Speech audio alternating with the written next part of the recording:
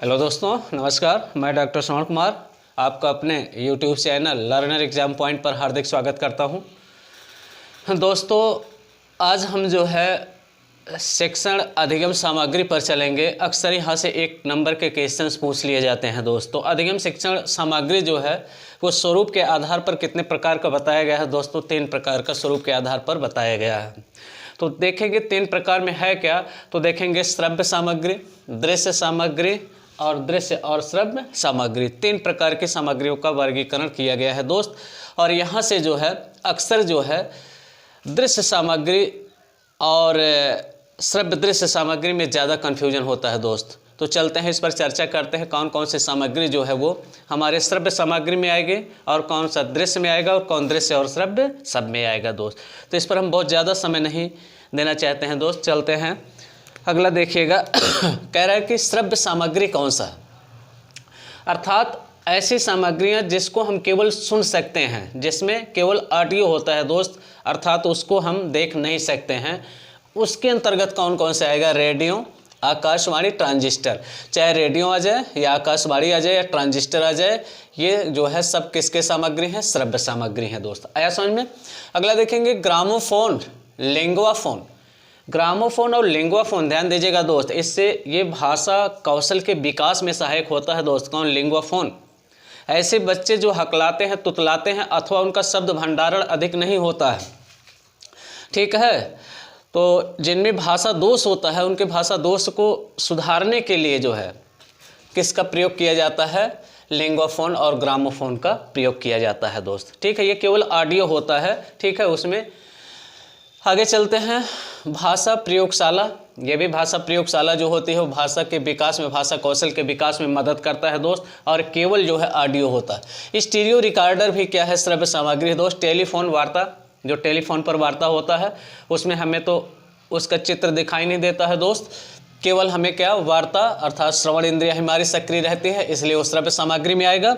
मानव स्वर, ये भी जो क्या है श्रव्य सामग्री है। और टेप रिकॉर्डर, ये भी क्या है, श्रव्य सामग्री है। ऑडियो कैसेट, ये क्या है, श्रव्य सामग्री है। यूएसबी ड्राइव, माइक्रोफोन, ये सब श्रव्य सामग्री है दोस्त। फोन कॉन्फ्रेंस, ये भी क्या है, श्रव्य सामग्री है। और ब्लूटूथ, ये भी क्या है दोस्त, श्रव्य सामग्री है। आगे चलते हैं दोस्त, इसको देखिएगा दृश्य सामग्री के अंतर्गत कौन कौन से सामग्रियां आती हैं। तो पहला देखिएगा दोस्त, यहाँ पर क्या है, मॉडल या प्रतिरूप जिसको हम कहते हैं। चित्र तथा पोस्टर, ये भी क्या है, दृश्य सामग्री है। मायादीप, जिसको हम कहते हैं मैजिक लालटेन, ये भी किसके अंतर्गत आता है दोस्त, तो दृश्य सामग्री के अंतर्गत आता है। पत्र पत्रिकाएं, ये भी किस में आएंगे, दृश्य सामग्री। पुस्तक, ये पूछा जा चुका है दोस्त। समाचार पत्र अर्थात न्यूज़पेपर, ये भी किस में आएगा, दृश्य सामग्री में आएगा। एपिडाइस्कोप, चित्र विस्तारक यंत्र, जो चित्र विस्तारक यंत्र है अर्थात छोटे से चित्र को विस्तार करके बड़ा करके जो है प्रक्षेपित करते हैं दोस्त, वो भी किस में आएगा, दृश्य सामग्री में आएगा।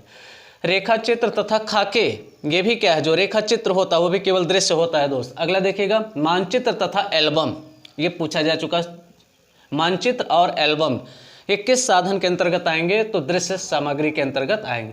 चार्ट एवं ग्राफ, ये भी किस में आएगा दोस्त, ये दृश्य सामग्री के अंतर्गत आएगा। स्लाइड्स तथा फिल्म स्ट्रिप्स, ये देखेंगे तो दृश्य सामग्री में है। OHP overhead projector, overhead projector भी किस में आएगा दोस्त, तो ये आपके किस में आएगा, दृश्य सामग्री में आएगा। बुलेटिन बोर्ड, आप देखते होंगे विद्यालयों के बाहर एक बोर्ड लगा दिया जाता है और उस पर बच्चे क्या करते हैं, तरह तरह के कार्टून को चस्पा कर देते हैं दोस्त। कविताएं, कार्टून, कोई सूचना होती है उसको ला करके चस्पा कर देते हैं। और ऐसे बच्चे जो उस सूचना से परिचित नहीं होते हैं उसको पढ़ करके वो भी उस सूचना से क्या हो जाते हैं दोस्त, परिचित हो जाते हैं। लेकिन है वो क्या, तो देखेंगे जो बुलेटिन बोर्ड होता है वो चीज़ क्या होता है, दृश्य सामग्री के अंतर्गत आता है। चुंबक बोर्ड भी उसी का प्रतिरूप है। प्लेस्टोग्राफ, ये भी क्या है, दृश्य सामग्री। संग्रहालय, जहाँ पर वस्तुओं को संग्रहित किया जाता है दोस्त। आया समझ, केवल हम उसको दृश्य देख सकते हैं, वो किस में आएगा, दृश्य सामग्री में। भ्रमण तथा यात्राएं, ये किस में आएगा, दृश्य सामग्री के अंतर्गत आता है। आगे चलते हैं दोस्त, कह रहा है कि माइक्रोफिल्म किस में आएगा, तो माइक्रोफिल्म भी दृश्य सामग्री के अंतर्गत ही आता है।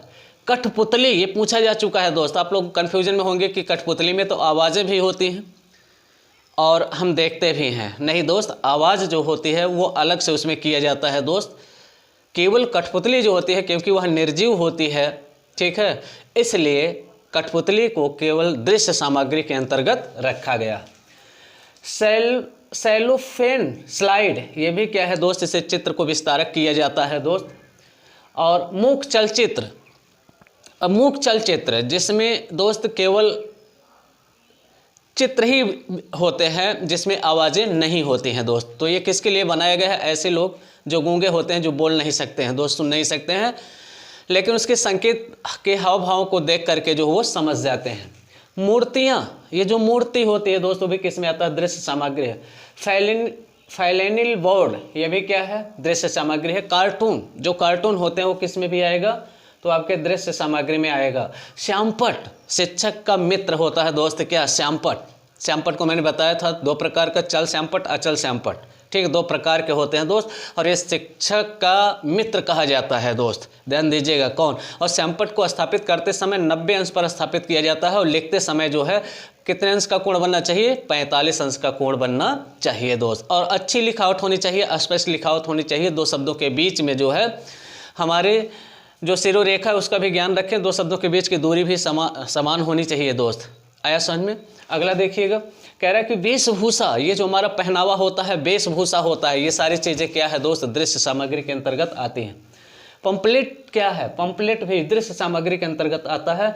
मंदिर, मस्जिद, ये सारी चीज़ें जो है दोस्त किसके अंतर्गत आते हैं? तो ये दृश्य सामग्री के अंतर्गत आते हैं। सिक्के, आपके जो सिक्के होते हैं, रुपए होते हैं, वो किसके अंतर्गत आता है? दृश्य सामग्री के अंतर्गत। गहने, जो स्वर्ण आभूषण होता है दोस्तों, उसको भी किसमें रखा गया है? तो दृश्य सामग्री के अंतर्गत रखा गया है। और बर्तन भी दृश्य सामग्री के अंतर्गत आते हैं दोस्त। आगे चलते हैं। तीसरा, दृश्य श्रव्य सामग्री के अंतर्गत कौन कौन सी सामग्री आएंगी? तो दूरदर्शन, टीवी, टेलीविजन, जिसको हम कह सकते हैं दोस्त, चाहे दूरदर्शन आ जाए या साथ में टीवी या टेलीविजन आ जाए, ठीक। हाँ, जेएल बेड ने इसका निर्माण किया था दोस्त, ठीक है। आगे चलते हैं। अगला देखिएगा, चलचित्र फिल्म, ये भी किस में आएगा? इसमें दृश्य, ऑडियो और वीडियो दोनों होता है दोस्त इसमें। CCTV, close circuit television, CCTV भी किस में आएगा? दृश्य श्रव्य सामग्री में आएगा। वीडियो कैसेट किस में आएगा? तो दृश्य श्रव्य सामग्री में आएगा।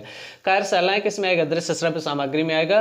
प्रदर्शन किस में आएगा? दृश्य श्रव्य सामग्री में आएगा। प्रयोगशाला भी किस में आएगा? दृश्य श्रव्य सामग्री में आएगा। रोल प्लेइंग किस में आएगा? दृश्य श्रव्य सामग्री में आएगा। ड्रामा, खेल, ये भी किस में आएगा? दृश्य श्रव्य सामग्री में आएगा।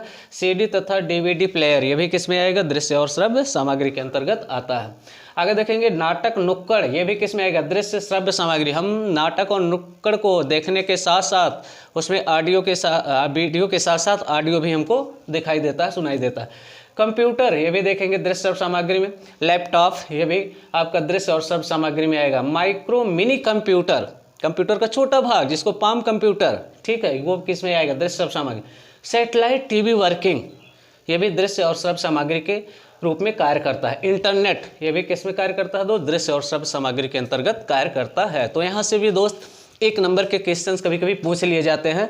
बहुत छोटी सी टॉपिक है दोस्त, इसको थोड़ा सा देखिएगा।